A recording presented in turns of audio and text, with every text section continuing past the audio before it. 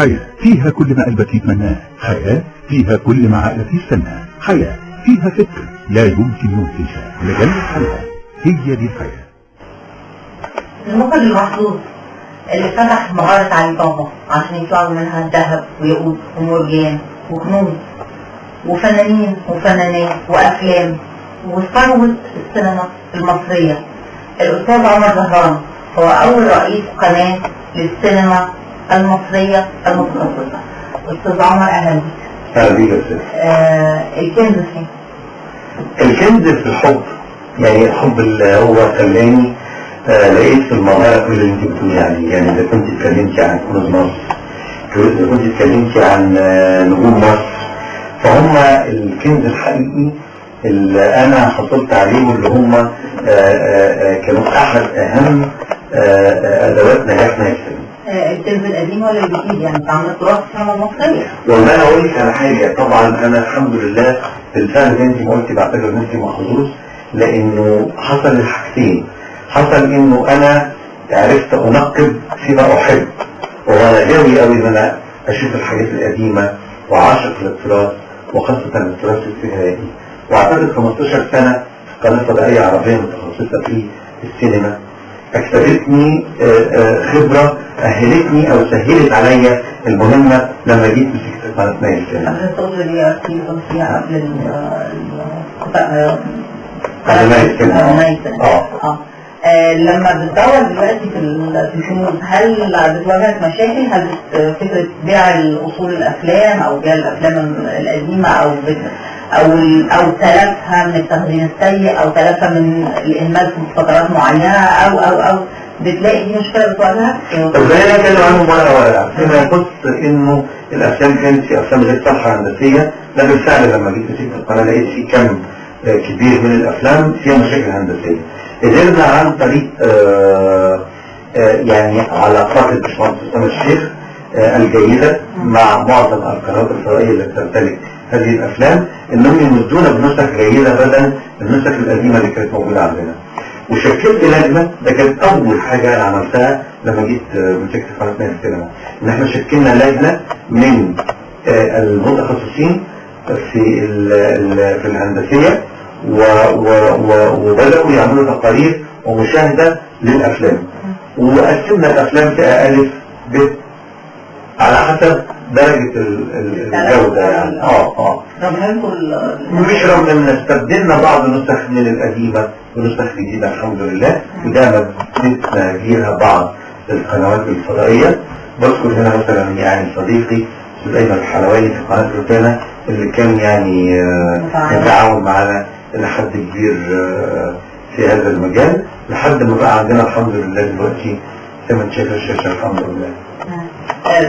عايز تقول ايه من خلال نايل السينما؟ يعني فكرة القناة المصرية المتخصصة في السينما وسبقت لقنوات ثانية زي روتانا زي ارتي زي كذا كذا، لما انت بقيت في المنصب ده، هل عاوز تطلع تراث السينما؟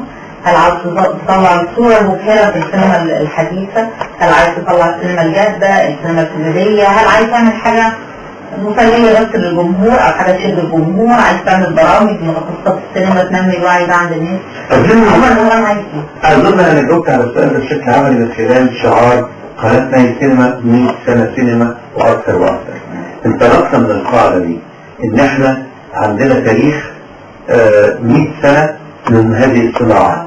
مش معقول إن مصر اللي هي وجود الشرق ما يكونش في عندها قناة سينمائية اعتبرتها حاليا دلوقتي هي المتحدث الرسمي باسم السينما المصرية في مصر. لأن تقريبا كل السينمائيين يعني بتعب جدا لما تليفوني يكون في حد على الخط الآخر يقول لي عمر احنا عايزين نعمل في نايل السينما كذا، احنا عايزين نحتفي بكذا، في عيد ميلاد كذا، في 100 سنة بيعدى على كذا، في 50 سنة على كذا. والنجوم ذات نفسهم نجحت في ان احسسهم ان هم في نايل السينما ان في قناة تحتضنهم، قناة مصرية بتاعتهم، ما هماش خايفين هم موجودين. يعني قدرت تبقى لسان حال النجوم المصريين؟ اعتقد يعني هم ممكن يقولوا ده، او في ان شاء الله نحتفل بعيد ميلاد القناة قريب. بعتنا كده كاميرات لكل الناس يقولوا هم عايزين ايه من نايل السينما وشايفين ايه.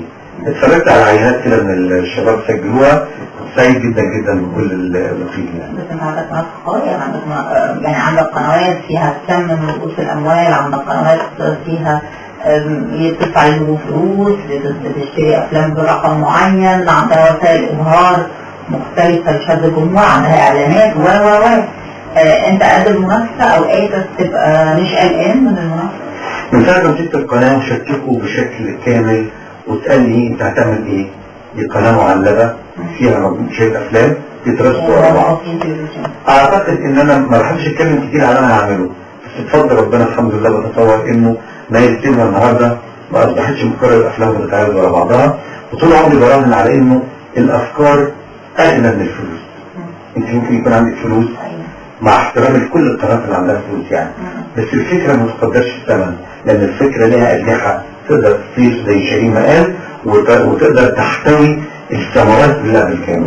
وبعدين لما يكون عندك النهارده هذا التراث المتمثل في مكتبة التلفزيون المصري اللي قادر اجيب منها، يعني لما شفنا حوار الاسماعيل ياسين مع اماني ناشد، شو انا اتخضيت من ردود الافعال وشباب سعداء اول اللي بيشوفوا لاول مره اسماعيل ياسين بيتكلم في حوار تلفزيوني، لما قادرين نجيب الحوارات القديمه اللي عملوها كبار نجومنا بتوع انا طلعت ميكنج لفيلم شاديه اللي هو فيلم اعتقد زوجة 13 طلعنا الميكنج بتاع الفيلم وهي وفاطين عبد الوهاب وهم نازلين من العربيه واحنا على التصوير وبدات تتكلم على الفيلم. مش ممكن اقول لك ردود الافعال اللي جت على الموضوع ده.